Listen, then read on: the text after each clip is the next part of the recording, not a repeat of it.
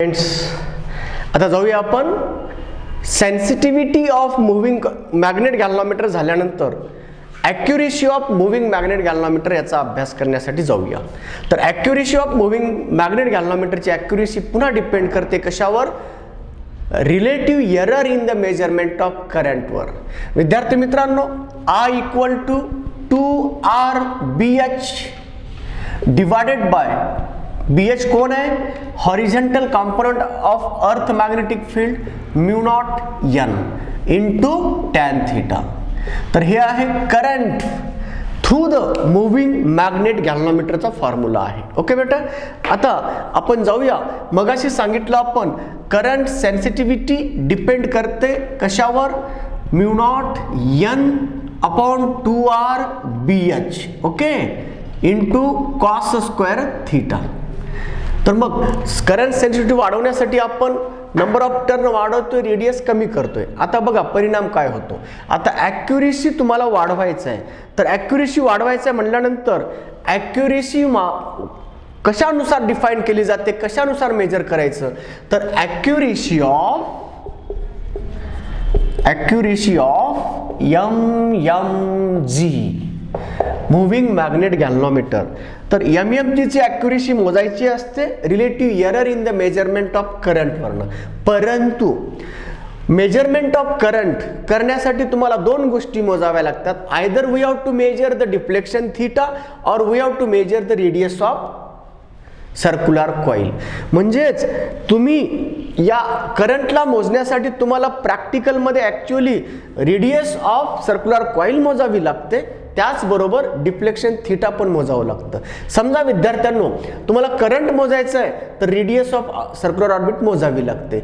समजा चूक झाली रेडियस ऑफ कर्वेचर मोजण्यामध्ये तर ती चूक येऊ शकते करंटमध्ये. जर चूक झाली डिफ्लेक्शन थीटा मोजण्यामध्ये तर तीच चूक होऊ शकते करंटमध्ये. म्हणजे depend upon the relative error in the measurement of radius relative error in the measurement of deflection theta, the error in the measurement of current will causes two causes. तर error current मध्ये error येऊ शकतं दोन कारणामुळे. Relative error in the measurement of radius मुळे सुद्धा error येऊ शकतं, किंवा relative error in the measurement of deflection मुळे सुद्धा एरर येऊ शकतं. म्हणून एरर रिलेटिव्ह एररचे दोन फॉर्म्युले येणार आहेत आणि रिलेटिव्ह एररचे दोन फॉर्म्युले येत असल्यामुळे रिलेटिव्ह एरर काय ॲक्युरेसी सुद्धा दोघांवर डिपेंड राहणार आहे. म्हणून विद्यार्थ्यांनो जसं सेन्सिटिव्हिटी वाढवण्यासाठी काय करायचं तसं सांगितलं, तसं ॲक्युरेसीसाठी काय करायचं डिपेंड करतं. तुम्ही रिलेटिव्ह एरर कुणाच्या रिस्पेक्टिव्ह काढायला त्याच्यावर डिपेंड करतं. समजा मी relative error in the measurement of current काढणार आहे पण विथ रिस्पेक्ट टू थीटा काढणार आहे. थीटानुसार म्हणजे मी थीटाला मोजत असताना थीटामध्ये एरर आला D theta. Let D theta be the error in the measurement of theta, then the DI error is found in the measurement of current. मग आता relative error in the measurement of current because of theta, D theta error in deflection theta. Theta deflection मध्ये D theta error आल्यामुळं relative error in the measurement of current काय असतं त्याचं सूत्र तयार करू आणि त्याच्यावरून आपण चर्चा करू की कशावर डिपेंड असते. म्हणून DI अपॉन I ची किंमत काढायचं आहे. Relative error in the measurement of current DI by I equal to याला याने डिवाइड करा. हे दोन गोष्टी कटून जातात, उरतं काय बाळांनो? Sec square theta D theta divided by tan of theta. Okay बेटा, सेक स्क्वेअरला 1 अपॉन कॉस स्क्वेअर थीटा आणि टॅनला sine theta upon cos theta लिहू शकता. आणि वरचा डी थीटा जशास तसं एक कॉस कटतोय आणि मग हा D theta upon sine theta into cos theta राहतोय बाळांनो. आता मी याला दोन दोन फंक्शन नको आहेत म्हणून DI by I equal to D theta upon sine theta into cos theta आहे ना, तर मी इथे एक्सपान्शन फॉर्म्युला यूज करतो. साइन 2 थीटाची किंमत येते sine 2 into sine of theta into cos of theta. मग माझ्याकडे दोघांचा प्रोडक्ट आहे म्हणून मी काय करतोय sine theta 2 into D theta upon sine of 2 theta. म्हणून जर तुम्हाला रिलेटिव्ह एरर कमी करायचा असेल, relative error in the measurement of current कमी करायचा असेल, ॲक्युरेसी वाढवायचा असेल, म्हणून accuracy of tangent galvanometer will be maximum for sine 2 theta minimum. याची किंमत मिनिमम असेल तर रिलेटिव्ह एरर मॅक्झिमम येईल, आणि रिलेटिव्ह एरर मॅक्झिमम आला ॲक्युरेसी कमी येईल. पण तुम्हाला ॲक्युरेसी मॅक्झिमम पाहिजे तर रिलेटिव्ह एरर कमीत कमी पाहिजे. रिलेटिव्ह एरर कमीत कमी होण्यासाठी साइन 2 थीटाची किंमत मॅक्झिममची आहे. मग साइन 2 थीटाची किंमत मॅक्झिमम मिळवायची असेल तर 2 थीटाची किंमत 90 असली पाहिजे. म्हणून फॉर मॅक्झिमम ॲक्युरेसी, बघा मॅक्झिमम ॲक्युरेसी मॅक्झिममसाठी DI/I शुड बी मिनिमम, हा मिनिमम असला पाहिजे. That is sine 2 theta should be maximum, आहे ना. हा मॅक्झिमम म्हणून हा मिनिमम, हा रिलेटिव्ह एरर मिनिमम म्हणून ॲक्युरेसी मॅक्झिमम. म्हणून for maximum accuracy DI/I should be minimum, that is sine 2 theta should be maximum. आणि तुम्हाला माहित आहे साइन 2 थीटाची किंमत मॅक्झिमम असते ±1 असते, आणि ही किंमत मॅक्झिमम होण्यासाठी 2 थीटाची किंमत 90 लागते, है ना. साइन 91 असतं, आणि म्हणून थीटाची किंमत π/4, त्याला 45 डिग्री असं म्हणतोय. म्हणून विद्यार्थ्यांनो accuracy of tangent galvanometer will be maximum for deflection in that tangent galvanometer 45 degree. म्हणून जर टँजंट गॅल्व्हनोमीटर मध्ये डिफ्लेक्शन 45 डिग्री जर मिळवला तर त्यावेळेस तो गॅल्व्हनोमीटर मॅक्झिमम ॲक्युरेसीनं काम करत असेल. म्हणून विथ रिस्पेक्ट टू थीटा जर ॲक्युरेसी डिफाईन करायचं असेल तर the tangent galvanometer should have maximum accuracy for the how much deflection, for the 45 deflection. 45 degree deflection जर दाखवत असेल टँजंट गॅल्व्हनोमीटर तेव्हा त्याची ॲक्युरेसी सर्वात मॅक्झिमम असते. म्हणून डिफ्लेक्शन नुसार, because of deflection d theta error in the deflection theta, तर तेव्हा पाहिलं आपण तर एरर असं आलं तर मॅक्झिमम ॲक्युरेसी जर पाहिजे असेल तर थीटा शुड बी 45 डिग्री. म्हणून हा एक रिमार्क तुमच्या समोर आलेला आहे. म्हणून मुव्हिंग मॅग्नेट गॅल्व्हनोमीटरची ॲक्युरेसी कुठल्या अँगलला, जसं मुव्हिंग कॉईल गॅल्व्हनोमीटरमध्ये मॅक्झिमम सेन्सिटिव्हिटी ही मिळवण्यासाठी deflection theta should be maximum ॲक्युरेसीसाठी deflection theta should be full scale deflection असं म्हटलं होतं. आता इथं काय म्हणणार, मग टँजंट गॅल्व्हनोमीटरची मॅक्झिमम ॲक्युरेसी येण्यासाठी theta should be 45 degree. Okay बेटा, तर हा झाला with accuracy with respect to error in the measurement of deflection आलं. Similarly we can discuss the error in the measurement of radius of the circular coil in the galvanometer. त्या galvanometer मध्ये वापरण्यात आलेला circular कॉईलच्या radius मध्ये जर समजा चूक झाली आणि त्याच्यामुळे जर DI मध्ये करंट मध्ये चूक आली तर त्याच्यामुळे सुद्धा एरर निर्माण होऊ शकतो. मग रेडियसच्या रिस्पेक्टिव्ह आपण डिफाईन करूया कुठल्या फॅक्टरवर आणखी ॲक्युरेसी डिपेंड आहे. तर जर डिफ्लेक्शनच्या बाबतीत जर बोलायचं असेल तर to get the maximum accuracy in the tangent galvanometer the deflection should be 45 degree. Okay बेटा, जसं मी थीटाच्या नुसार ॲक्युरेसी स्टेट केलं तसं मी रेडियसच्या मेजरमेंटमध्ये आलेल्या एररनुसार ॲक्युरेसी डिफाईन करतोय, ॲक्युरेसी वाढवण्याचा प्रयत्न करतोय. म्हणून because of DR error in the measurement of current by using moving magnet galvanometer या मूव्हिंग टँजंट गॅल्व्हनोमीटर. ओके, तर आता आपल्याला माहित आहे I ची किंमत ही आहे I ची किंमत. म्हणून बिकॉज ऑफ ॲक्युरेसीचं स्पष्टीकरण, because of DR error in R, radius R मोजत असताना आलेला DR एरर. आता इथे रेडियस कॅपिटल R घेतलंय तर DR इथं R घ्या. ओके बेटा, हां चला. आता मग मला DR एरर R मोजायचं म्हटल्यानंतर मला याला differentiate with respect to R करावं लागेल, आणि म्हणून हा I आला. आता derivative with respect to R घ्यायचा आहे. बाकीचं सर्व कॉन्स्टंट राहणार, डिफ्लेक्शन सुद्धा कॉन्स्टंट राहणार. मग DI बरोबर काय येणार, हे 2BH upon mu not n into tan theta into कोण आला dr याच्या रिस्पेक्टिव्ह. मग आता दोघांना डिवाइड करा. इक्वेशन 2 ला इक्वेशन 1 न डिवाइड केला तर डी अपॉन आय येतं. बाकी सर्व कटून जातं बाळांनो. इथं dr अपॉन r आहे. मला सांगा relative error in the measurement of current should be minimum for large value of the radius of this circular coil. मग ॲक्युरेसी शुड बी मॅक्झिमम. म्हणून ॲक्युरेसी वाढवण्यासाठी रिलेटिव्ह एरर कमी करावं लागतं. रिलेटिव्ह एरर कमी करण्यासाठी रेडियस शुड बी लार्ज. आणि radius जर मॅक्झिमम घेतलात तर ॲक्युरेसी वाढेल, परंतु सेन्सिटिव्हिटी काय होईल. केवळ याच्यासाठी मी याला ठेवलंय बरं इथं. म्हणून जर रेडियस तुम्ही वाढवलात ॲक्युरेसी वाढवण्यासाठी तर त्या टॅन्जंट गॅल्व्हनोमीटरची सेन्सिटिव्हिटी काय होईल, कमी. म्हणून तिथं मर्यादा आलेत बाळांनो. म्हणून beyond certain limit we cannot increase the radius of the circular coil fixed in the tangent galvanometer. Tangent galvanometer वापरण्यात आलेली जी सर्क्युलर कॉईल आहे ना त्याची रेडियस आपण बियॉन्ड लिमिट वाढवू शकत नाहीये. ॲक्युरेसी वाढवण्याच्या नादामध्ये सेन्सिटिव्हिटीला गमवून बसाल ना, सेन्सिटिव्हिटी कमी होते ना. म्हणून आर वाढवतो ॲक्युरेसीसाठी, पण सेन्सिटिव्हिटी त्याच वेळेस कमी होते. म्हणून विद्यार्थ्यांनो तर कुठल्या फॅक्टरवर सेन्सिटिव्हिटी डिपेंड आहे.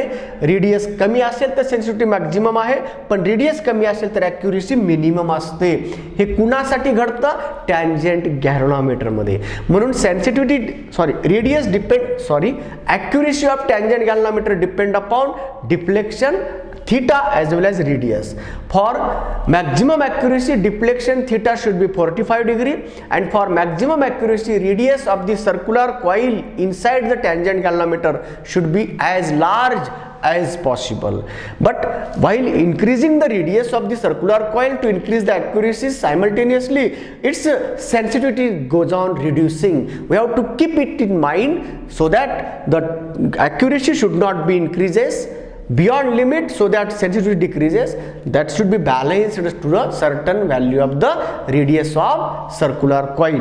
तर अशा पद्धतीने विद्यार्थी मित्रांनो हा मूव्हिंग मॅग्नेट गॅल्व्हनोमीटर त्याच्या सेन्सिटिव्हिटी बद्दल बोललो, त्याच्या ॲक्युरेसी बद्दल बोललो आणि या गॅल्व्हनोमीटरच्या साहाय्याने तुम्हाला काय काढता येतं, horizontal component of earth magnetic field काढता येतं.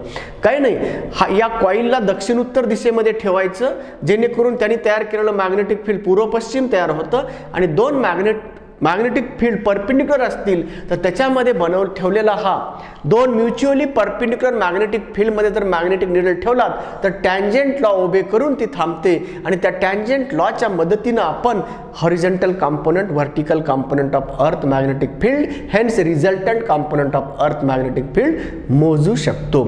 तर विद्यार्थी मित्रांनो इथं आपला हा magnetic effect of electric current हा चॅप्टर संपलेला आहे. एवढंच नाही, आपण बियॉन्ड लिमिट सिलेबस जाऊन आपण हा moving magnet galvanometer, tangent galvanometer याचा सुद्धा अभ्यास केलेला आहे. म्हणजे जे आपल्या जेईई मेन सारख्या परीक्षेमध्ये येणारे हे पॉइंट आपण पूर्णतः एक्सप्लेन केलेले आहेत. तर आता जाऊया विद्यार्थ्यांनो, आपण जाणार आहोत दुसऱ्या टॉपिककडे. त्या टॉपिकचं नाव आहे काय, मॅग्नेटिझम. म्हणून नेक्स्ट आजचा नवीन टॉपिक आहे विद्यार्थ्यांनो मॅग्नेटिझम. ओके, तर मॅग्नेटिझम नावाचा हा छोटासा टॉपिक जरी असला कन्सेप्ट मात्र खूप मोठा आहे. म्हणून याला आपण डिवाइड करूया. या मॅग्नेटिझमचा अभ्यास करत असताना मॅग्नेट म्हणजे काय आणि मॅग्नेटच्या प्रॉपर्टीज म्हणजे काय याला एकत्रित करूया. नंतर मॅग्नेटिक मटेरियलला एकत्रित करूया. म्हणजे याचे दोन भाग करायचे आहेत, what is magnet and magnetic properties, आणि दुसरा आहे मॅग्नेटिक मटेरियल.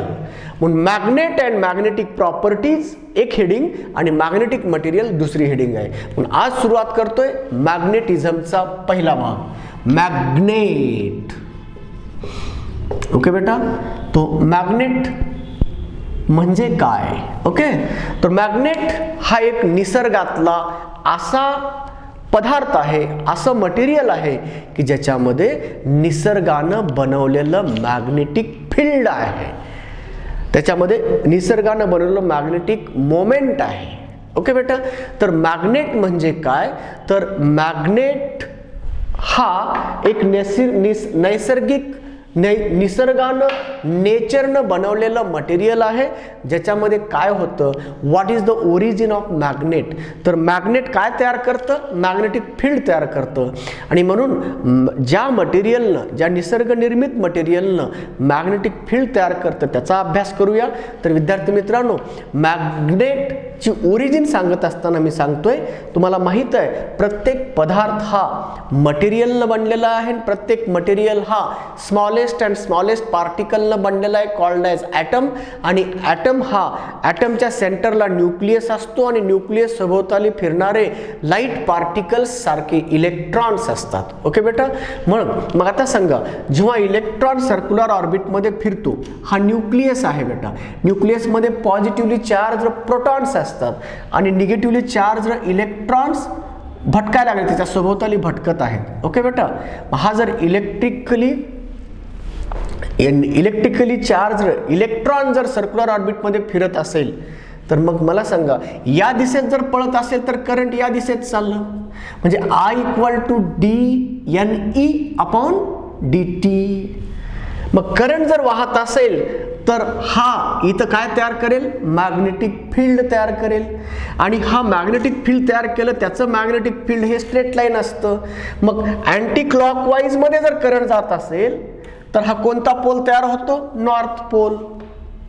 आणि क्लॉकवाईज मध्ये जर जात असेल तर साऊथ पोल तयार होतो. म्हणजे हा current carrying circular loop, it will act as the dipole, consist of north pole as well as south pole simultaneously. इकडनं पाहणाऱ्यासाठी हा करंट अँटी क्लॉकवाईज आहे, म्हणून त्याच्यामुळे तयार झालेलं नॉर्थ पोल. पण पाठीमागनं पाहणाऱ्यासाठी एकच रिंग आहे, एकच लूप आहे. तुमच्याकडनं हा अँटी क्लॉकवाईज असेल तर माझ्याकडनं क्लॉकवाईज झाला. मग तुमच्याकडनं नॉर्थ पोल क्रिएट होत असेल तर माझ्याकडनं साऊथ पोल झाला. म्हणजे दोन्ही पोल सायमल्टेनियसली तयार करतं. म्हणजे it will act as the dipole, magnetic dipole. Di म्हणजे दोन, पोल म्हणजे ध्रुव. दोन पोल म्हणजे साऊथ पोल आणि नॉर्थ पोल एकत्रित राहणं म्हणजे त्याला डायपोल म्हणतो. असा हा कंबाइनड डायपोल तयार होऊ शकतो एक क्लोज्ड सर्क्युलर लूप मधून करंट जात असेल तर. म्हणून एखादा इलेक्ट्रॉन जर सर्क्युलर ऑर्बिट मध्ये फिरत असेल तर it may causes the current in this clockwise direction या anti clockwise direction, and that's why it will be produces the magnetic field due to this one. आणि मग हा मॅग्नेटिक फील्ड म्हणले की त्याला मॅग्नेट आला आहे का नाही. मग आता मॅग्नेटचा अभ्यास करत असताना म्हणजे सर्क्युलर फिरणारा इलेक्ट्रॉन मॅग्नेटिक फील्ड तयार करू शकतो हे जेव्हा कळलं म्हणजे मॅग्नेटिक फील्ड मॅग्नेटची ओरिजिन आहे. आता पहा, सर्वच्या सर्व मटेरियल मध्ये इलेक्ट्रॉन असतात, मग सर्वच मॅग्नेटिक मटेरियल मध्ये मॅग्नेटिक फील्ड तयार करायला पाहिजे ना, तर तसं नसतं बाळांनो. म्हणून मॅग्नेटची व्याख्या देत असताना नैसर्ग निर्मित, ज्याचं नाव आपण मॅग्नेटाइट म्हणतो, मॅग्नेटिझम हे नाव पडलं मॅग्नेटच्या साहाय्यानं. मॅग्नेट का नाव पडलं, मॅग्नेशिया नावाच्या या प्रांतामध्ये एखाद्या मेंढपाळ करणाऱ्या माणसाच्या काठीला चिटकलेलं हे मटेरियल आढळलं आणि त्याच्यावरून मॅग्नेशिया प्रांतावरून त्याचं नाव मॅग्नेट ठेवलं असा इतिहास सांगतात. मला इतिहासाबद्दल काही जास्त बोलायचं नाहीये इथं आणि बोलू नये, पण आता आपण फक्त एवढं घ्यायचं आहे की का प्रत्येकामध्ये इलेक्ट्रॉन असतात का नाही. मग प्रत्येकामध्ये मॅग्नेटिक प्रॉपर्टी दाखवायला पाहिजे ना. मग त्याच मटेरियल मध्ये का Fe3O4 मध्येच का झालं. Fe3O4 हे आहे मॅग्नेटचं केमिकल कॉम्पोजिशन. 70 ते 72% आयर्न असतं, बाकीचं ऑक्सिजन असतं. म्हणून ऑक्सिडाइज्ड आयर्न त्याला आपण म्हणतो मॅग्नेट किंवा मॅग्नेटाइट म्हणतो आणि त्याचाच अभ्यास आपण करत आहोत. तुम्ही म्हणाल मग याच्यामध्येच असं का घडलं, बाकीच्या प्रत्येकामध्ये इलेक्ट्रॉन असतात. म्हणून ओरिजिन ऑफ मॅग्नेटिझम, या मॅग्नेटची ओरिजिन कुठं आहे त्याचा अभ्यास आपल्याला पुढच्या लेक्चरमध्ये करायचा आहे. तर मी इथं थांबतोय. ओरिजिन ऑफ मॅग्नेटिझम घेऊन पुढच्या लेक्चरमध्ये येतोय बाळांनो.